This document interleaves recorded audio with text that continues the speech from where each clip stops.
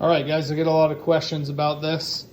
How to set the length of the Hiemer, or we'll use a spindle probe, the same thing as the Hiemer in this case.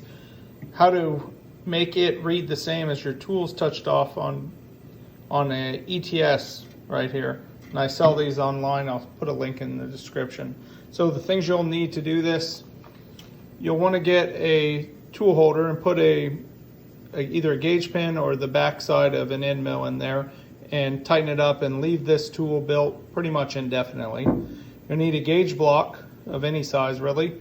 A 1-2-3 block can replace the gauge block if you prefer, but the goal here is to measure this tool from the spindle reference point, which is going to be the face of this ring right here on the spindle. I'm going to touch that off to the top of the ETS, and then that's going to reference it every time. I'm going to go to this page here. You're going to have to do this under your probing tab. Go to your ETS setup and ETS spindle reference. So to do that, we'll show that real quick. We're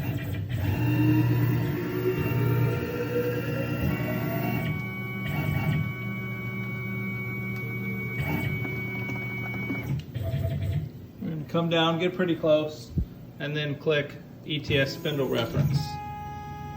Now it has zeroed off the trigger point of the ETS to the face of this spindle. After you've triggered this face on your ETS and set the reference point on the machine, you will have to do that every time you power the machine down and then back on again. I have my tool 100, which you can use any tool number you want. It is my master, I call it a set bar, and that is the dimension I expect it to probe every time I put it in. So we're going to go ahead and put that tool in and then touch it off and see how it comes out. Okay, tool 0. So we need to tell it tool 100 is in the spindle, and we're going to go to offset and move and set tool.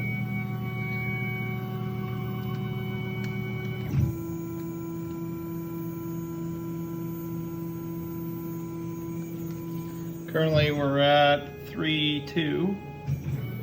Let's see what she updates to. It's been a while since I've checked it. So 3.4. So I expected it to be 3.6, and I've seen it kind of bounce around a few tenths over the last while. So we now know what that is on that tool. It's been touched off after referencing. So I'm going to use this back surface as my Z0 plus my block. So we're going to touch the tip of this tool off to this block. And to do that, I'll show.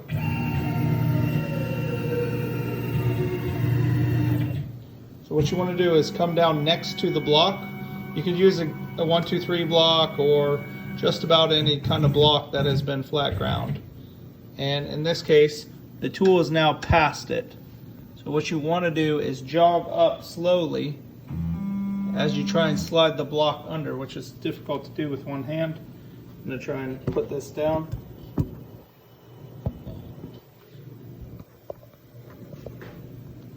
Let's see where we can put this.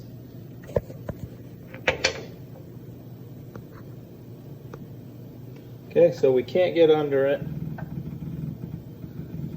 I'm jogging in tenths right now, and as soon as she goes under is the goal.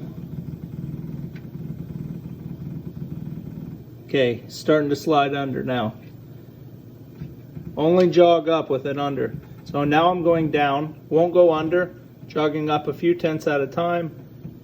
Okay, she just slides under now, and this is flat. I've measured it with an indicator. It's within 2/10 of the machine travels. So it gets under and tight, up 1/10 right there. There it is. So what we're going to do now that we've set that is we're going to go G54 Z0. We've set that now. Okay, so what we're going to do is come on up. I'm going to take this tool out of the spindle, put this probe in, and this will work the same with your spindle probe. Okay, we're going to go back to tool 0 right now. Okay, now we've told it there's no tool in the spindle, and for this probe, the Hiemer, we're going to zero it out right there. Okay, now the length of that tool is this number here. So if I go to my Hiemer, which is tool 50 for me, let's see if it still matches. It's been a long time since I've done that. 4.9853, 4.985. 9853, 985. So I'm 3/10 off, and it's been over a year, maybe longer, since I've checked this height here. So I'll call that pretty good. Okay, so now we know the ETS gives us the same height as this will. So if we set our Z0 with this Hiemer and then touch a tool off, they should be within tenths of the surface that you want to machine. So you won't have to worry about setting your probe height on the top of your stock and then a tool not touching it when it comes down and does a 10 thou face pass. Your tool should take really close to 10 thousandths off of it. If you don't do this way and you use another method of checking the height on your probe, what you'll end up with is different heights between it. This will give it the Z0 a certain offset, and then you'll probe a tool and they just won't blend perfectly. This is the best way to do that, and it gets your heights almost right on the money to each other every time. But again, if you're interested and you want to get one of these ETS, I'll put a link in the description. I do sell these, and that's the best way to set it up. Thanks. I want to make one thing more clear because it's a slightly different procedure. What we've done here, we've touched off Z0 to the face of this tool right here.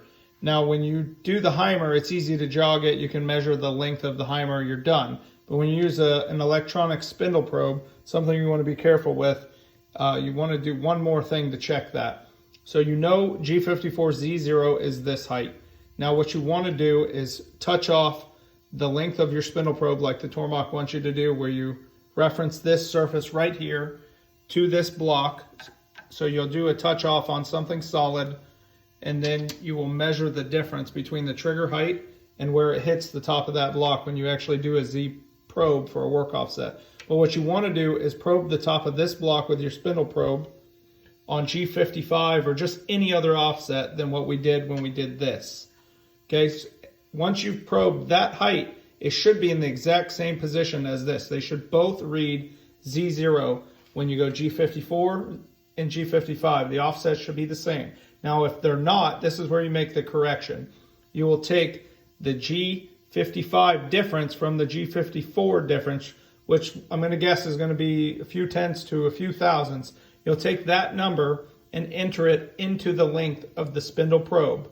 Once you've done that, you'll want to retouch off this surface here with your probe in G55 and then switch to G54. And if you don't see a difference, your probe is now going to measure everything the same as your ETS touches tools off. So you can set work offsets with your probe without having any issues of your ETS making a tool not touch where the probe thinks it should. Thanks. That's all.